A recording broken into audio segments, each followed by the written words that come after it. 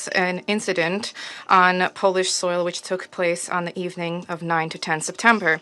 According to the reports from the Polish Operational Command, in the airspace of that state, more than a dozen unmanned aerial vehicles entered that airspace. It has been announced that part of them have been neutralized by air defense systems. A home in Lublinsk region was damaged, and there were no casualties. Warsaw recognized that the drones could have flown in from the territory of Ukraine. At the same time, Poland they hastily pinned blame on Russia without presenting any evidence whatsoever. We think it is important to analyze the real magnitude of the consequences of the incident and to compare this with the political clickbait which is being advanced by Polish and other European politicians, as well as to pose additional questions about the versions that have been circulating about what transpired. On the 10th of September, Warsaw published data about fragments of drones that fell, and specifically a photograph was demonstrated of a roof of a home that had been damaged. However, any military expert will confirm that if this indeed was an explosion of a drone warhead weighing tens of kilograms, the consequences would have been different. Here, what took place was a localized damage, more likely a consequence of falling wreckage. Furthermore, later, the Polish authorities were indeed compelled to acknowledge that they did not find drone warheads on their territory. Equally telling is another incident with a device that was found in an agricultural field. Apparently, it simply veered off course and fell, and this indeed could have been the consequence of a technical malfunction or the result of the use of Ukrainian radio-electronic warfare means. Now, turning to actions by the Russian Federation. On the 10th of September, that evening, the Russian armed forces carried out long-range, land-based, sea-based, and air-based high-precision weapon strikes, as well as drone strikes targeting military-industrial facilities on the territory of Ukraine, where there was manufacturing and maintenance facilities for armored and aviation equipment of the UAF, as well as engines and electronic parts for this. There were no targets marked on Polish territory. The maximum range of the drones used in this strike did not exceed 700 kilometers, which makes it physically impossible for them to have reached Polish territory. Despite the obvious baselessness of the allegations levied against us, in order to provide for comprehensive and objective elucidation of what took place, the Ministry of Defense of the Russian Federation expressed a willingness to engage in professional dialogue and consultations with the Ministry of Defense of Poland. The Russian Foreign Ministry, in turn, also stands ready to engage in this work if the Polish side indeed is interested in reducing tensions rather than fomenting tensions. We call upon Polish colleagues to take advantage of these proposals rather than engaging in megaphone diplomacy at multilateral platforms. We have already repeatedly stated that we are not interested in escalating tensions with Warsaw, and we repeat that today. What warrants separate mention is a constructive and responsible approach of the Belarusian side in the context of what transpired. The relevant organs of the Republic of Belarus, through the relevant mechanisms, promptly informed Polish colleagues about existing risks, having demonstrated a responsible approach and a willingness to engage in cooperation. This is a policy which is based on exchange of objective information, coordination of action, and it should serve as an example for a good faith conduct amid such incidents.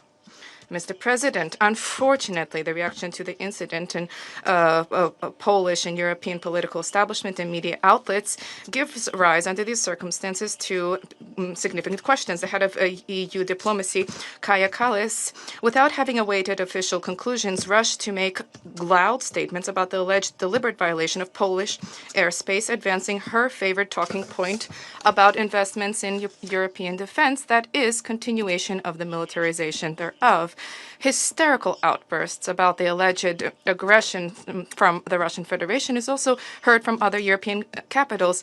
This is all very similar to the information campaign, the goal of which is to maintain the level of external mobilization around Ukraine and to continue to egg on allies to continue to provide new and new weapons. In this vein, we would be well advised to recall the incident which occurred in Przewód in November 2022, when, as a result of the fall of a missile, 2 Polish citizens died. At that point, tensions were also being ignited. However, 1 year later, the General Prosecutor and the Minister of Justice Zbigniew Zerbo recognized that both the launch location and the ownership of the missile were Ukrainian. And the former president of Poland, Andrzej Duda, in an interview with the journalist Bogdan Romanowski, recently explicitly recognized that at that point the Kiev regime was attempting to pressure Warsaw to levy accusations against Russia. According to him, this was a deliberate attempt to draw Poland and consequently NATO into an armed conflict. This candid comment from the Polish politician is an important recognition, which is not being quoted by European newspapers nor discussed it in national parliaments, but we think it is important today to remind you of this. We are talking about a desire of Kiev to at all costs engage in the confrontation with Russia. More and more states. It is no secret that Ukraine has long been consistently attempting to expand the geography of the conflict with no regard for the consequences of such an escalation.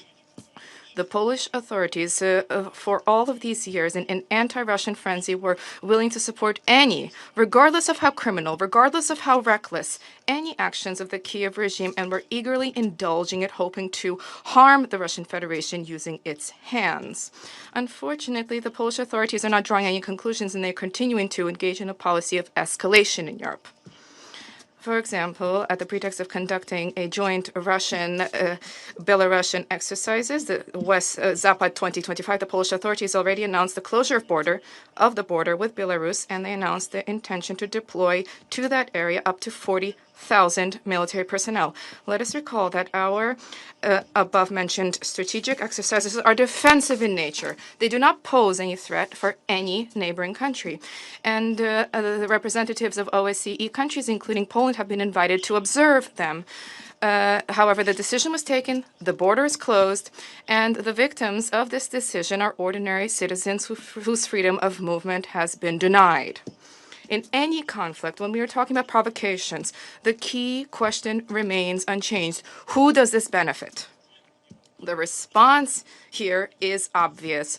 All of this artificially blown up hysteria is beneficial exclusively to the head of the Kiev regime and the European Party of War, who are desperately trying to derail prospects for Ukrainian resolution, which began to take shape as a result of the Russian-US contacts in August. It is evident that Zelenskiy is now the main opponent to a political resolution of the Ukrainian crisis, which will uncover his illegitimacy. Without the conflict, the justification for the legal vacuum will disappear. This justification, which he is using to cling to power in circumvention of constitutional procedures, even according to the data of Ukrainian sociological centers, Zelenskyy's ratings are falling precipitously, as is the level of trust in him. In this context, the unabated military actions, hostilities, are a tool for political survival of the Ukrainian regime. Against the backdrop of this, what is becoming clear is the level of despair prompting the Kiev authorities to throw remnants of the people forcibly mobilized into battle, or more accurately, to slaughter, despite the colossal losses and skyrocketing desertion rates. Official data for 2025 shows that more than 140,000 criminal cases have been initiated for soldiers who abandoned their units. The overall figures for desertion since the start of the conflict are nearing 266,000 people. The effective stabbing levels in combat units at 50% is viewed as a success, and the real losses exceeding 15 to 20,000 people per month has long ago outstripped the pace of mobilization. People no longer wish to die for a corrupt leadership which long ago has ceased to represent the interests of society. The head of the UAF, Zelenskiy, recently recognized that Russia has a threefold advantage in manpower and capabilities, and in the main areas has a 4 to 6-fold advantage. This is a frank recognition of failure and essentially an indictment of the current military political policy. And this is precisely why Zelensky today is willing to do anything at all to maintain this conflict in the active phase, even if this may give rise to threats, if this means simulating threats, exaggerating consequences, or, as was the case in Przewod, manipulating any incident in order to drag NATO countries into the war. What is noteworthy is how easily the head of the Kiev regime recants his own loud statements as soon as they no longer advance his political interests. In recent months, he invoked slogans about the supposed intention to engage in dialogue. However, the direct, unambiguous proposal from the Russian president to visit our capital to discuss the whole gamut of issues related to Ukrainian resolution was rejected by him under the pretext of the inadmissibility and the inability to travel, quote, while his country is under attack. And yet, as we see, there have been no attacks which prevented him from trekking to European capitals for 3+ years and making demands for more weapons deliveries and increased military assistance. Because in those capitals, the discussion is about continuing the war and this is completely in line with his interests. As soon as a real opportunity for peace emerged, with a visit to with a White House leader taking office who is willing to deal with the root causes of the crisis and to seek a lasting solution, Zelensky immediately began to renounce the previously announced peace initiative. This merely bears out what we were pointing to from the very start. The Kiev regime never had any intention to embrace peace, and everything that the regime is doing is to prolong the conflict, to cling to power, and to continue to take advantage of his Western sponsors. Weapons deliveries, sanctions misadventures, and Brussels propagandistic hysteria do not bring peace any closer, but rather entrenches the illusion in Kiev that they will manage to change the reality. However, it is not possible to change the reality. Every new month of hostilities merely brings the regime closer to collapse and raises the cost of resolution. The Russian Federation remains wedded to a responsible approach. We are open to constructive cooperation with everybody who genuinely is focused on de-escalation and establishment of peace in Europe, not pursuing the conflict for the sake of parochial political advantages. Thank you. I thank the representative of Russian Federation for the statement. I now give the floor to the representative of Pakistan. Thank you, Mr. President. I thank USG Rosemary DiCarlo for her briefing and take note of her remarks. We welcome the presence of Poland's Secretary of State